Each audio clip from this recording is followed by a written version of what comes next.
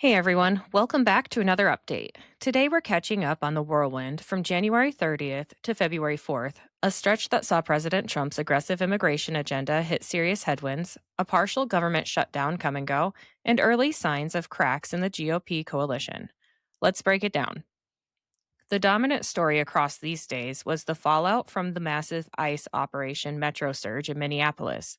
What started as a high profile crackdown on criminal illegal immigrants spiraled into controversy after multiple incidents, including fatal shootings of U.S. citizens by federal agents, sparked widespread protests, arrests of journalists covering demonstrations, and sharp criticism, even from Republicans. By January 30th, President Trump was already signaling adjustments. He denied plans to fully pull back agents, but acknowledged the optics were bad. Border Czar Tom Homan and Homeland Security Secretary Kristi Noem faced intense pressure as polls showed growing disapproval of ICE tactics, even among some GOP voters. The real turning point came on February 4th when Homan announced DHS would immediately withdraw 700 personnel from Minnesota, leaving about 2,000 on the ground. The White House touted milestones like removing over 4,000 criminal illegals from Minnesota streets, but critics called it a clear retreat under public and political pressure.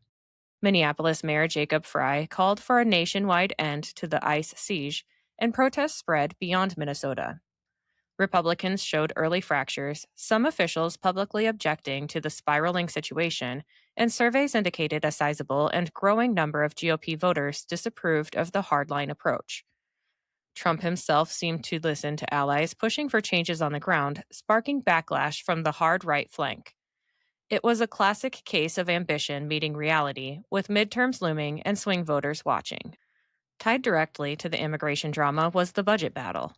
Funding for most of the federal government was set to lapse on January 30th, with DHS at the center of contention. On the 30th, Senate Democrats in the White House struck a deal: fund most agencies through September 30th, but give DHS only a short-term extension, initially 2 weeks, later adjusted. Democrats demanded restrictions on ICE operations, things like requiring warrants in sensitive cases, unmasking agents, and better local coordination to address overreach concerns. The House passed the broader package, but a partial shutdown kicked in briefly over the weekend into early February as negotiations dragged. President Trump signed the final bill on February 3rd, ending the lapse and restoring funding for most agencies via a $1.2 trillion package. DHS, however, only got a stopgap through mid-February, setting up another high-stakes negotiation round. Democrats hailed it as leverage. The separation of DHS funding showed public anger was forcing concessions.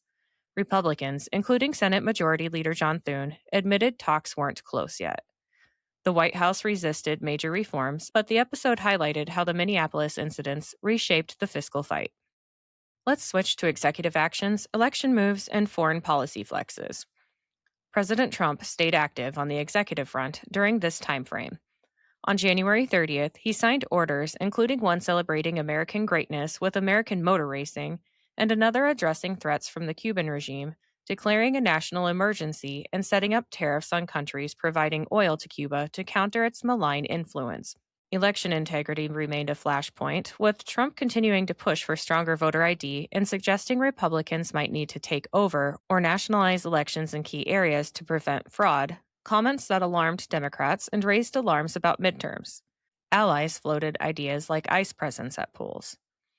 On foreign policy, the administration highlighted Venezuela operations, with Trump claiming success via mysterious tech like the discombobulator weapon.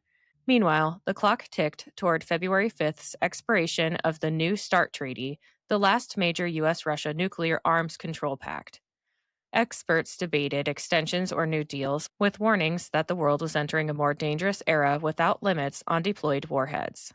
Trump called for a new, improved agreement, but showed no rush. Now it's time for the noteworthy tidbits, which are brought to you today by Big Fork Brands. Let me tell you about them quick. Sometimes I get on a roll cleaning or gardening, and I need a boost but don't have time for a meal. Big Fork Brand's pork jerky is the perfect choice to keep my momentum, offering high-protein snacks for on-the-go energy boosts. Not only do they offer pork jerky, but they also make pork sticks, bacon sausage, bacon hot dogs, and burger and hot dog sauces.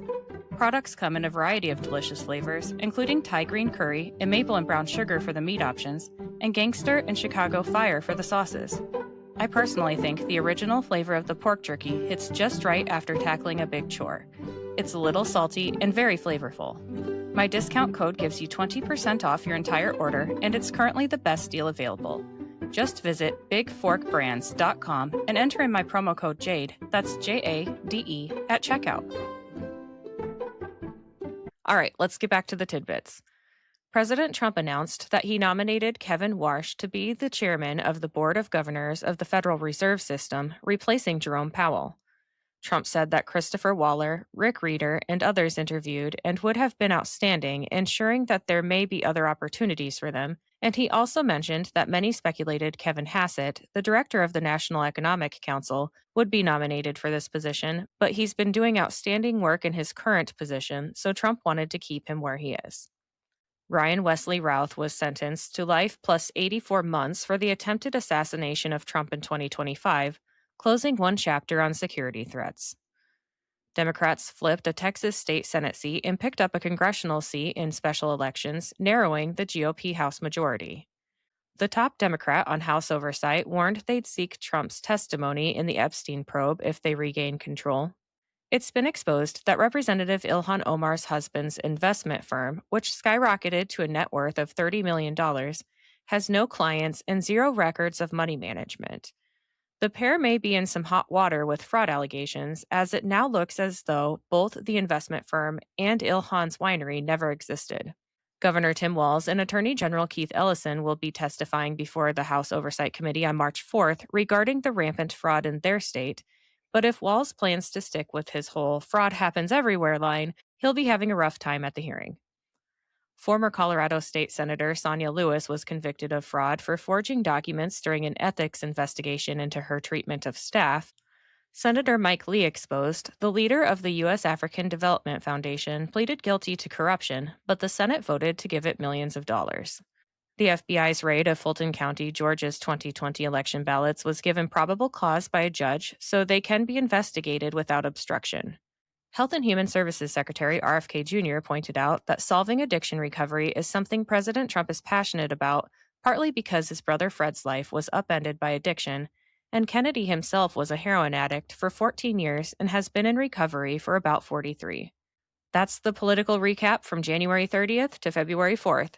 The immigration push showed early limits, the funding fight bought time but set up more drama, and bigger questions, like nuclear arms control and election security, kept simmering. What do you make of Trump's first real course correction? Hit me up on X or Instagram at Shades of Jade Pod. If this breakdown helped, subscribe, drop a review, and share it. Thank you for listening and have a great day.